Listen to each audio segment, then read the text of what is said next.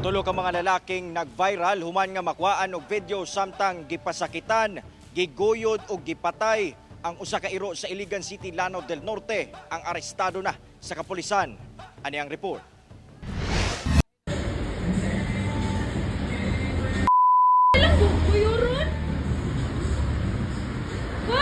Tumang emosyon ang gibate isa sa ka netizen human nga iya mismong nasaksihan ang pagpangabuso sa tulo ka mga lalaki sa usa ka iro kilid sa National Highway sa Barangay San Miguel, Iligan City, Lanao del Norte. Sa video, makita ang usa ka iro nga nagbuyod na kilid sa dalan nga gipalibutan sa tulo ka mga lalaki. Taod-taod, makita ang usa ka lalaki nga naghawid na og alambre dayon hikot sa liog sa iro. Misakay kini sa motor ug bisan pa man nga gibadlong sa mga nakakita, nagpadayon gyapon sila sa pagpadagan samtang giguyod ang iro. Eksklusibong nakahinabi sa GMA Regional TV 1 Mindanao ang uploader sa mong video nga si Aubrey.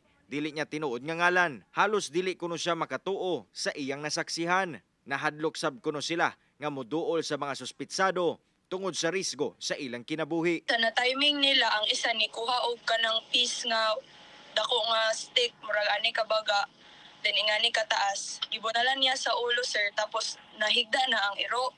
So nagkirig-kirig na ang iro, sir, dili na siya kalaban.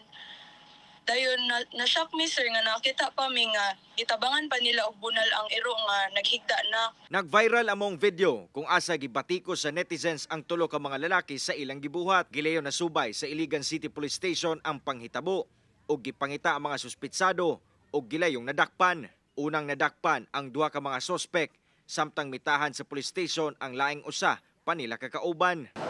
Sigun pa sa mga sospechado, ilang gihimo ang maong pagpatay sa iro kay tungod nakapaak na kini, daghan na kini napaakan sa maong area. Bisa na sa mong rason sa mga sospek apan dili gyapon maayo ang ilang gihimo nga daw pagtorture sa hayop, kasong paglapas sa Republic Act 8485 o Animal Welfare Act ang atubangon sa mga suspitsado. Nagsugod gid kini sa usa ka irresponsable nga pet owner.